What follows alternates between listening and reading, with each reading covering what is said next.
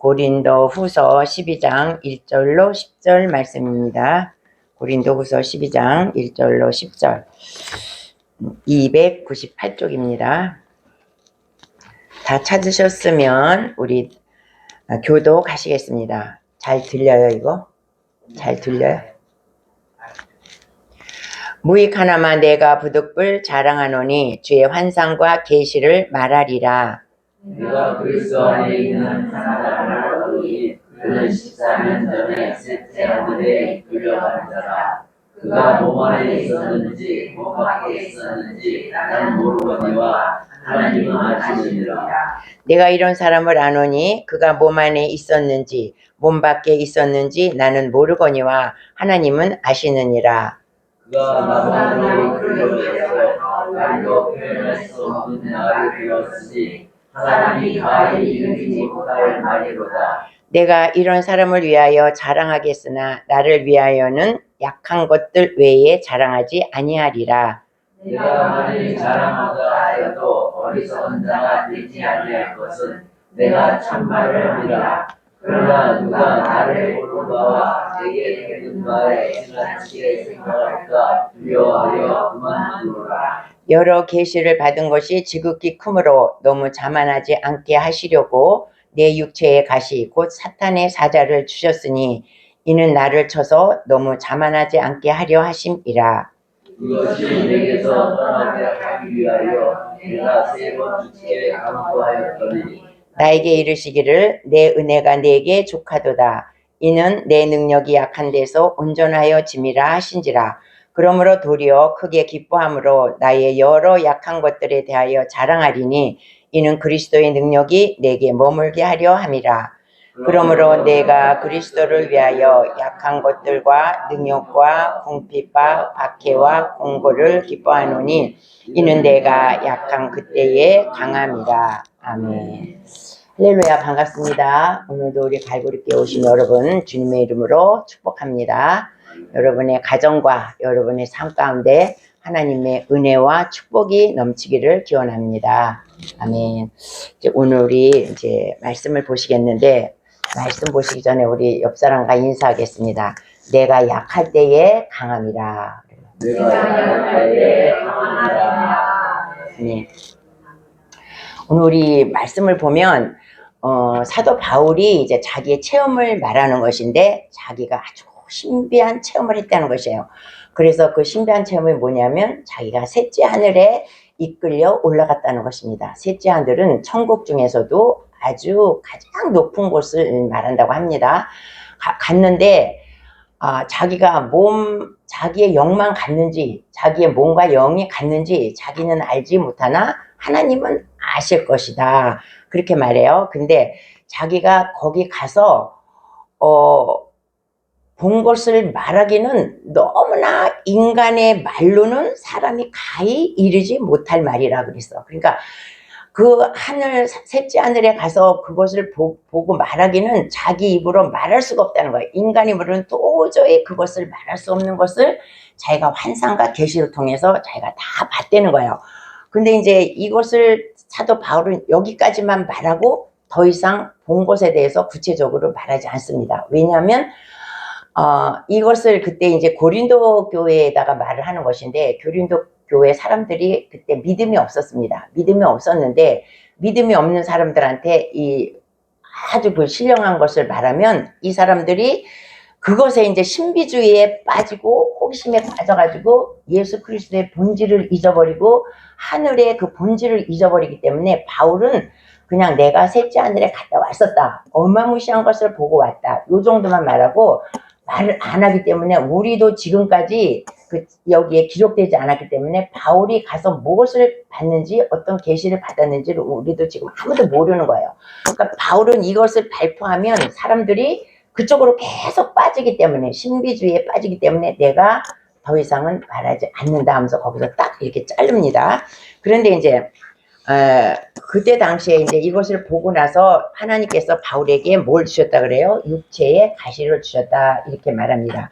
그래서 육체의 가시가 우리는 뭔지는 모르지만 육체의 가시를 주셔서 너무나 자기 육신이 힘들어서 3번 하나님께 기도해서 이것을 빼달라고 했더니 하나님께서 그것을 거절하시고 그것을 빼주지 않았다 이렇게 말씀하세요.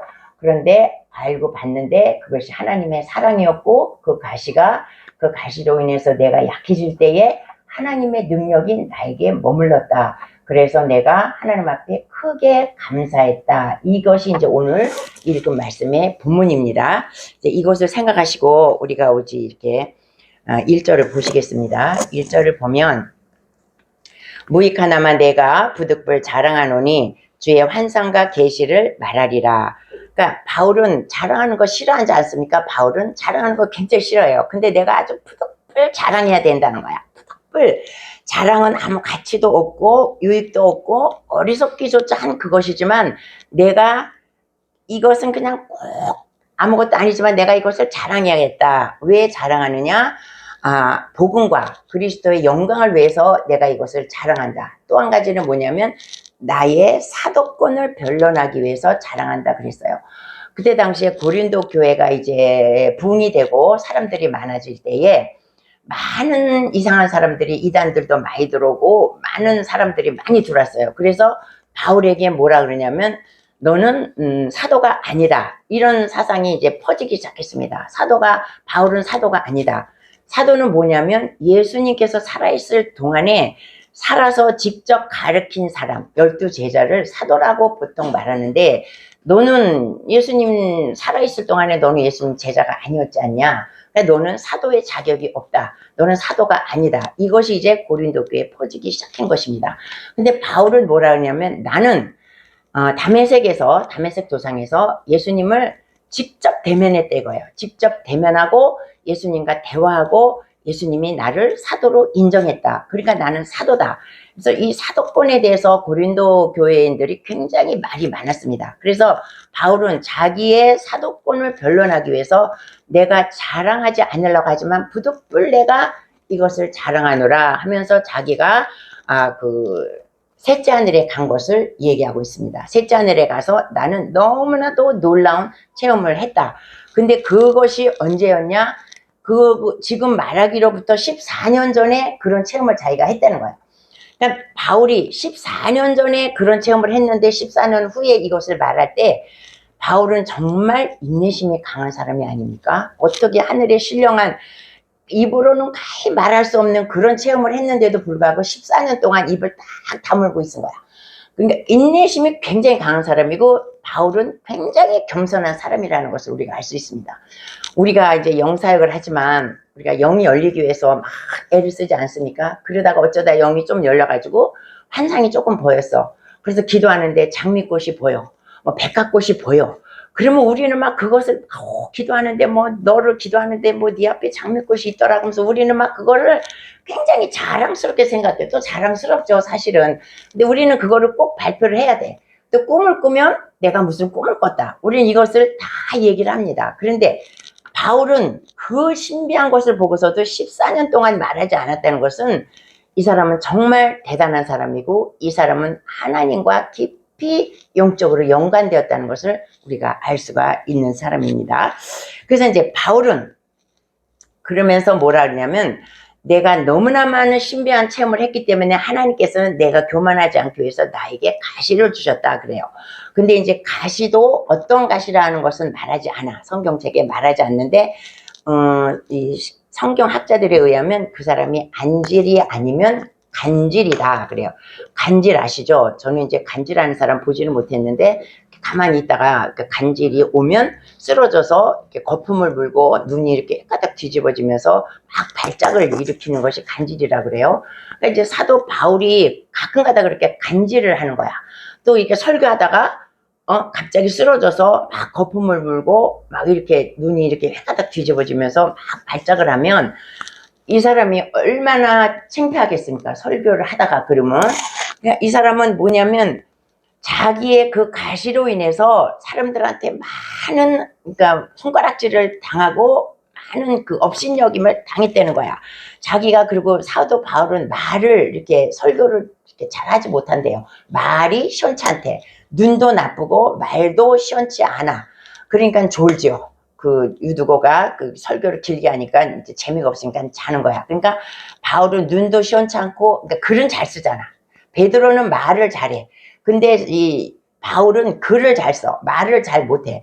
그러니까 이 사람은 설교도 이렇게 말이 시원찮고 눈도 시원찮고 가다가 또 설교하다가 가끔 발작도 일으키고, 그러니까 사람들이 얼마나 이 업신여김을 당했겠냐 이거예요. 그러면서 그때는 뭐라 그랬냐면 사람들이 어떤 질병이 있을 때 유대인들은 이 당시에 유대인들은 어떤 질병이 있으면 저 사람은 죄가 있어서 질병이 있다, 그렇게 다 인식을 하고 있었던 시대입니다. 우리 요한복음 9장 2절을 한번 보실까요? 요한복음 9장 2절 다 같이. 제자들이 물어 이르되 라삐여, 이 사람이 맹인으로 난 것이 누구의 죄로 인함이니까? 자기니까 그의 부모니까? 이렇게 말해요. 그러니까 제자들조차도 어떤 사람이 맹인이 됐어 물어보는 거야. 저 사람이 맹인된 것이 누구의 죄냐 이거야. 맹인된 것이 죄예요? 죄가 아니잖아. 우리는 지금 보면 저 사람이 병이 들었다 이거지만 그것이 엄마의 죄든지 아빠의 죄든지 나의 죄든지 죄 때문이 아니잖아. 근데 그 당시에 이런 중병이 들면 그것은 다 죄 때문에 온 것이라고 그렇게 생각을 했다는 거야, 유대인들이. 그러니까 사도 바울이 이렇게 몸이 약하고 간질을 하고 이렇게 약한 것은 사도 바울이 죄가 있다 이거야. 저 사람이 숨은 죄가 있기 때문에 저 사람이 저렇게 병을 앓는다. 이렇게 해서 사도 바울이 자기의 그 가시로 인해서 많은 엄청난 고난과 이렇게 손가락질과 의심을 많이 받았다는 것입니다. 그런데 바울은 그 하늘나라에 가기 전에는 바울이 이런 일이 없었다는 것이죠. 건강했어. 그런데 하늘에 신비한 것을 보고 나서 바울이 그렇게 육체적으로 약해졌다는 것입니다. 그래서 자기는 그런 것으로 인해서 많은 고난을 당했는데 이제 14년 후에 내가 그런 것을 너희에게 말한다 이래요. 그러면서 내 육체의 가시, 곧 사단의 사자를 주셨다 그래요. 그러니까 육체의 가시라는 것만 해도 우리가 힘드는데 얼마나 힘들었으면 사탄의 사자가 얼마나 무섭게 이 바울을 찔러댔냐 이거예요. 그러니까 바울은 14년 동안 너무나 엄청난 육신의 고통을 받으면서 선교하고 복음 증거하고 오만 데를 다 다녔다는 거야. 그러니까 이 사람이 너무너무 대단한 사람이라는 것이죠. 그런데 너무나도 큰 것을 봤어. 그러면 이 사람은 당연히 교만해질 수밖에 없는 사람입니다. 하늘에 너무 놀라운 것을 봤기 때문에. 이런 것을 봤다는 사람이 우리 성경책에 한 사람도 없어. 하늘에 그 신비한 삼층천에 올라갔다는 것을 본 사람이 바울밖에 없습니다. 근데 바울이 그 어마어마한 것을 봤을 때에 이 가시가 없었으면 바울은 분명히 교만해서 넘어졌을 것이라는 거예요. 그러니까 하나님께서 바울에게 이 가시를 줬다는 것은 하나님의 사랑이 바울에게 있다는 것이야. 바울에게 만약에 이 가시가 없었으면 바울은 교만해서 분명히 넘어졌을 것이라는 것이죠. 하나님은 그것을 너무나 잘 알고 있는 것입니다. 그러니까 우리가 사울왕을 봐요. 사울왕을 보면 하나님께서 사울왕도 하나님께서 쓰시려고 이스라엘의 초대 임금으로 세우셨어. 그때 사울왕이 처음에 세워졌을 때 사울왕은 굉장히 겸손한 사람이었습니다. 그리고 효자였고, 그런데 그가 왕이 되면서 교만해져서 하나님의 말씀을 듣지 않고 백성들을 두려워해. 하나님을 두려워해야 되는데 백성들의 인기를 생각하고 자기가 왕에서 떨어질까봐 백성들의 인기를 생각하고 백성들을 두려워해서 하나님을 멀리했던 거야. 그래서 하나님께서 너를 버리겠다 그렇게 말씀하셨는데도 불구하고 이 사울왕은 계속해서 하나님의 말씀에 불순종하다가 결국 하나님으로부터 버림을 받았습니다. 왜? 교만해서. 하나님 앞에 불순종하고 교만해서 버림을 받았는데, 버림을 받은 상황이 얼마나 처참했냐. 자기가 길보아 전투에서 죽었어요. 블레셋과의 전쟁에서 사울왕이 죽었는데 자기만 죽은 것이 아니라 자기의 세 아들도 한날 전쟁하면서 다 죽었다는 것이야. 그러니까 하나님 앞에 버림받은 사람의 결말은 이렇다는 것입니다. 그러나 하나님께서는 바울을 쓰시기를 원하셨어. 그래서 바울의 생전에 그렇게 많은 것을 보게 하시고 이렇게 엄청난 가시를 주셨다는 거야. 그 가시를 줌으로써 바울이 교만하지 않고 그 가시로 인해서 겸손하고 낮아지면서 하나님의 일을 할 수 있게 하셨다는 그런 말씀입니다. 근데 사도 바울도 굉장히 교만할 수 있는 소지가 많은 사람이에요. 우리가 사도 바울은 굉장히 강한 사람입니다. 여러분도 아시다시피 사도 바울은 사울일 때에, 바울이기 전에 사울일 때에 기독교 믿는 사람을 엄청나게 탄압을 했죠. 그래서 스테반을 돌로 쳐 죽일 때도 스테반이 돌로 쳐 죽이는 게 맞다 하면서 돌로 쳐 죽이는 것을 보고 있었던 사람이 사울이야. 그리고 예수 믿는 사람을, 예루살렘에 있는 예수 믿는 사람을 다 색출해서 잡아 죽이고 감옥에 넣고 그러던 사람이에요. 그래서 예루살렘에는 이제 이 바울 때문에 살 수가 없었어. 기독교 믿는 사람이 살 수가 없었어. 그래서 다 이방 나라로 다 퍼져나가 있었습니다. 다 이방 나라로 퍼져나갔는데 그 이방에 있는 사람까지도 그 사람을 죽이지 못해서 다메섹으로 갔지 않습니까? 이방에 있는 기독교인을 잡아내기 위해서 거기까지 찾아갔다는 거야. 그러다가 예수님을 만나지 않았습니까? 그러니까 바울은 굉장히 강한 사람이야. 그리고 뭐예요? 베드로가 대선배임에도 불구하고 베드로한테 대들었잖아. 그러면서 베드로가 음식 먹는 문제로 이제 바울한테 걸린 거예요. 그러니까 그 자리에서 사람이 많은 앞에서 베드로를 사람 많은 앞에서 막 책망을 하는 것이지. 그리고 이제 마가 요한과 같이 1차 선교 여행을 떠났습니다. 근데 마가가 어떻게 해요? 중간에 너무 힘들었든지 부잣집 아들이라 고생을 안 해봐서 그런지 선교하는 것이 너무 힘들었는지 어쨌는지는 모르지만 말도 안 하고 마가가 선교여행 하다가 그냥 말없이 예루살렘으로 돌아가고 말았어. 그것으로 인해서 바울은 죽기 전까지 마가를 보지 않았어요. 보지 않고 이제 죽기 전에 내가 마가가 보고 싶다. 내가 마가를 사랑한다. 그러면서 용서하면서 마가를 불렀습니다. 또 마가의 그 생질인 마가의 삼촌인 이제 바나바는 바울을 이렇게 그 예루살렘 교회로 인도한 사람이고 베드로 밑으로 이렇게 다 교제하게 만든 사람이 바나바예요.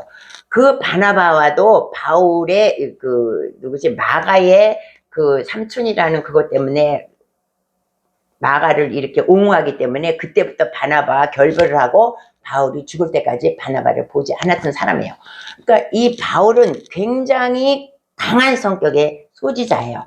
그런데다가 이 사람이 우리가 다 알다시피 학벌이 대단하지 않습니까? 로마 시민권자에다가 가말리아 후계자에다가 뭐 히브리인 중에 히브리인이요 바리새인이요 뭐 엄청난 뒷병을 갖고 있어. 학문도 깊고 가문도 깊고 혈통도 깊고 성질도 대단한 사람인데 이런 사람에게 하늘이 신령한 것을 다 봤다면 바울도 백발백중 교만해서 넘어질 수밖에 없는 사람이라는 거야. 왜? 인간은 태어날 때부터 독성과 악성과 죄성을 가지고 태어나기 때문에 우리는 조금만 부추겨주면 우리가 다 교만하게 된다는 거야. 너나 할 것 없이 우리는 다 교만하게 된다는 것이죠. 그래서 하나님은 이 가시를 준 것이 바울을 너무나 사랑하기 때문에 가시를 준 것이에요. 근데 사랑해서 이렇게 가시를 줬다. 이게 우리는 이해가 안 되지 않습니까? 아파서 죽겠는 거야, 바울은. 날마다 아프고, 가다가 보면 간질하고, 눈도 안 보이고, 말도 시원찮고, 얼마나 답답했겠습니까? 그럼에도 불구하고, 하나님은 그를 사용하셨다는 그런 말씀이죠. 그래서 하나님께서 바울을 이렇게 사용하셨는데 3번 기도했어. 하나님, 내 이 가시를 제해달라고 3번을 기도했어. 근데 이 3번 기도한 것은 그냥 기도한 것이 아니라 그러니까 생명을 다해서 기도한 거야. 뭐 40일 금식을 했는지 어떻게 했는지는 알지 못하지만 3번을 나의 생명을 다 바쳐서 기도를 한 거예요. 그렇게 기도했는데 하나님께서 이제 드디어 응답이 내려왔습니다. 응답이 내려왔는데 무슨 응답이 내려왔냐면 내 은혜가 내게 족하다. 이런 응답이 내려왔어요. 그 응답은 뭐냐면 너 그냥 그 아프고 그런 대로 가시가 있는 대로 그냥 살아. 이런 응답을 주신 거예요. 그러니까 나는 네 기도에 응답하지 않겠다. 이런 응답을 주신 것입니다. 그러니까 바울이 얼마나 기가 막히겠습니까? 우리가 생명을 다해서 3번을 죽도록 금식을 하면서 기도했는데 하나님이 너 그냥 아픈 대로 살아. 이렇게 하면 우리는 하나님을 원망하죠. 하나님 어떻게 그럴 수가 있습니까? 내가 이렇게 기도했는데 어떻게 내 기도에 응답하지 않으십니까? 우리가 이렇게 우리가 하나님한테 원망할 수 있습니다. 그러나 아주 하나님은 너무나 그냥 자연스럽게 거절하는 거야. 너 그냥 아픈 대로 그냥 살아라. 이렇게 말하는 것이에요. 나는 죽겠는데. 그런데 뭐라 그러냐면 이는 내 능력이 약한 데서 온전하여짐이라 이래요. 그러니까 네가 약할 때에 내 능력이 네 안에 머무르리라 이제 그 말씀을 하시는 것입니다. 잠깐만요. 우리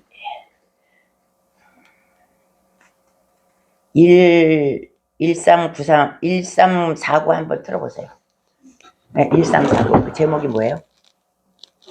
네, 그거 들어보세요.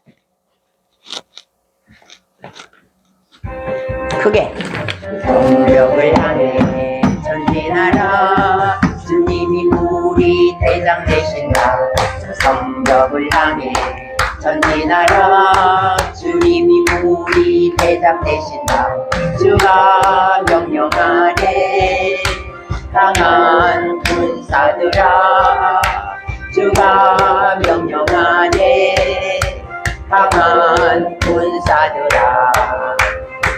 나팔 소리 시온 성에 크게 울려 거룩한 성에 나팔 소리 시온 성에 울려라. 나팔 소리 시온 성에 크게 울려 거룩한 성에 나팔 소리 시온 성에 울려라. 아멘.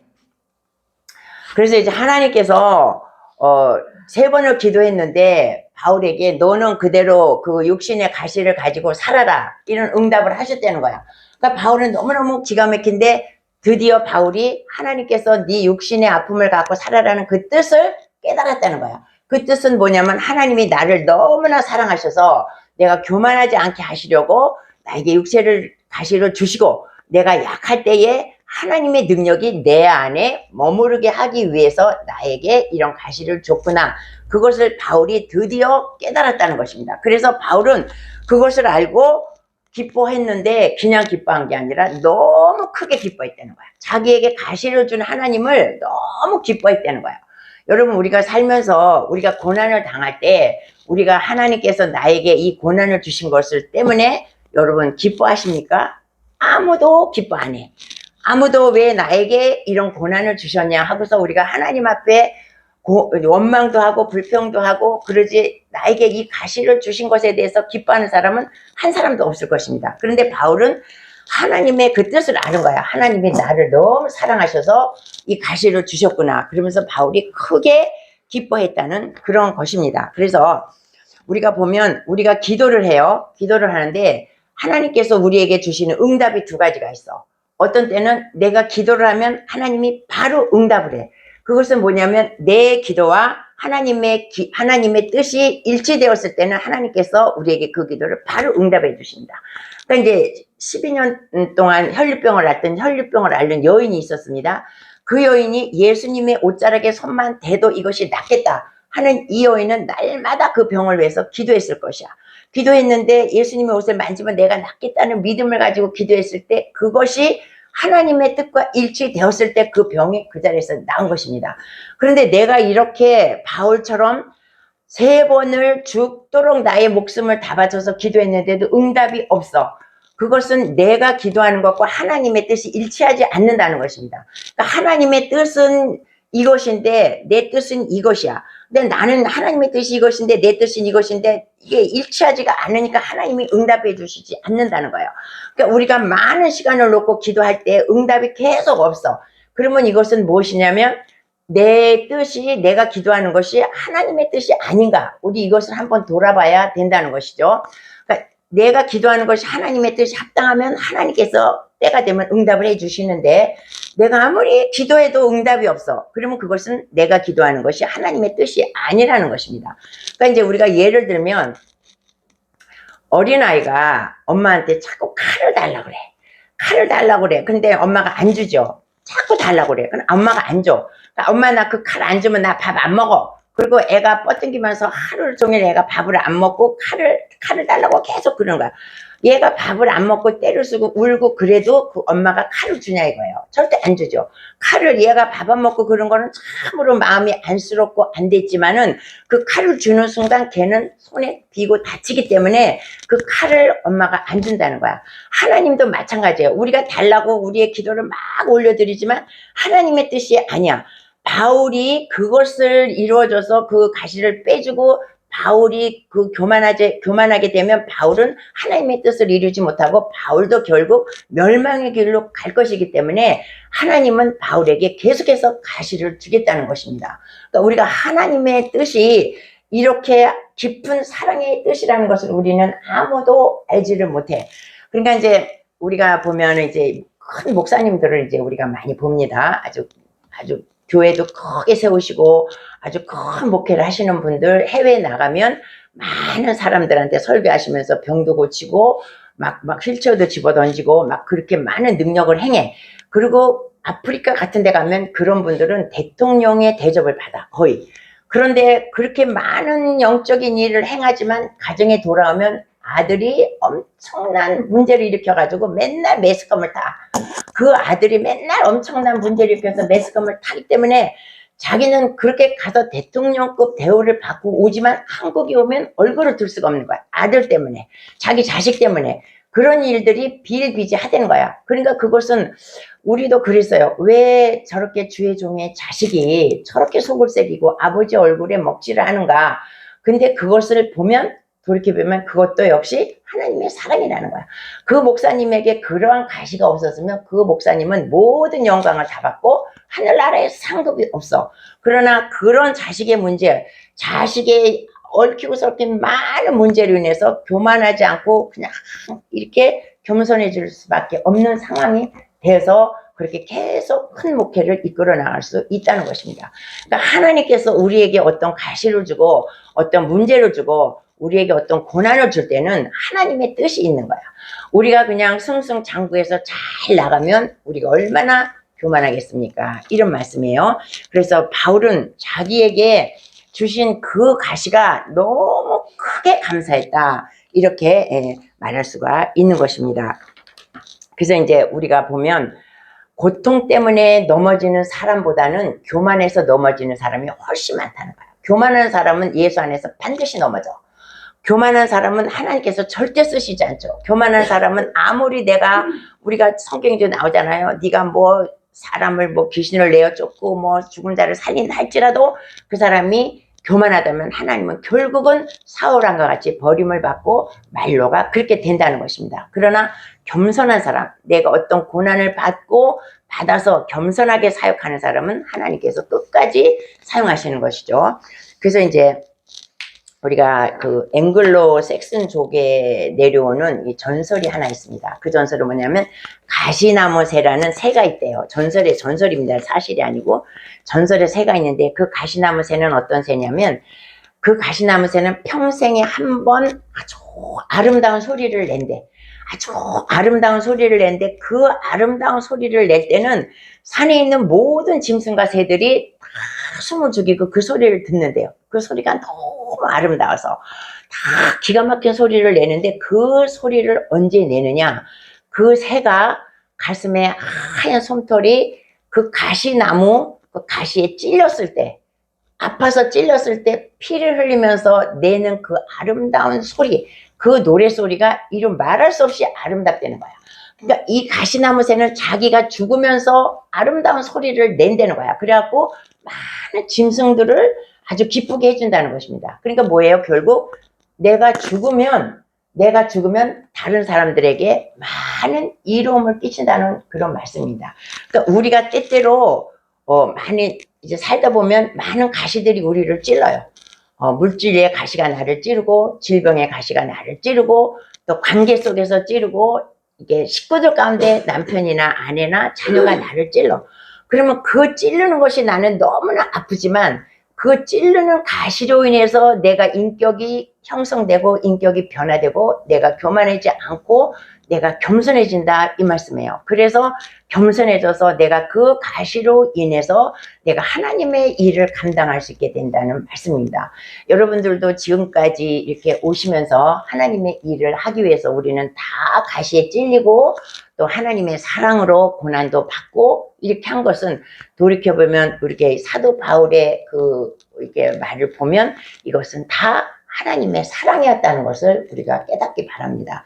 그래서 우리가 그동안에 살면서 많은 고난과 힘든 것과 가시를 당했지만 그것은 하나님의 사랑이었고 우리를 사용하시고자 하는 하나님의 뜻이라는 거예요. 그래서 사도 바울은 그 많은 가시를 안고 그 힘든 육신을 안고 생각해보면 참 바울도 불쌍한 사람이에요. 그렇게 힘든 것을 안고 선교여행을 3차 선교여행까지 계속해서 다니면서 하나님의 일을 감당하고 우리의 믿음의 선진의 바늘에 올라서 우리에게 귀한 말씀을 전해준 것입니다.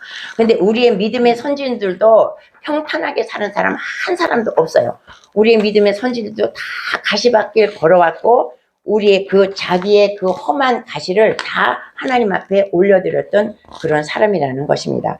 그래서 우리가 보면 다 허물이 있죠. 우리가 잘 아는 다윗도 큰 죄를 졌죠. 간음죄와 살인죄를 졌고 또 아브라함은 자기 아내를 또 자기의 누이라고 팔고 또 노아는 술에 취해서 벌거벗은 몸을 또 자기 아들들에게 보였고 또 우리가 어때요? 기생 라합은 예수님의 족보에 올랐지만 기생이었어. 또 그냥 많은 믿음의 선진들이 자기의 약한 점이 너무 많았어. 그런데 그 약한 점을 다 하나님 앞에 올려드리고 결국 크게 쓰임받는 우리의 믿음이 선진이 되었다는 것입니다. 그러니까 여러분 우리가 더 낮아지기 위해서는 우리가 더 겸손하기 위해서는 나를 쳐서 복종시키시고 우리가 절대로 겸손해야 된다는 것을 잊지 마시기 바랍니다. 우리가 교만하면 우리는 그날로 끝나는 거야. 언제 끝날지 모르지만 그때는 교만해서 막 올라갈 수 있지만 우리가 교만했다 하면 그날로 끝나는 것이니 우리는 항상 사도 바울의 그 가시를 생각하면서 내가 또 어떤 조그마한 고난이 있다 할지라도 사도 바울의 고난에 비교할 수가 있겠습니까? 그러니까 우리는 그 고난을 생각하면서 어떠한 가시도 감사하면서 하나님의 사랑이라고 받으시기를 예수님의 이름으로 축원합니다. 아멘.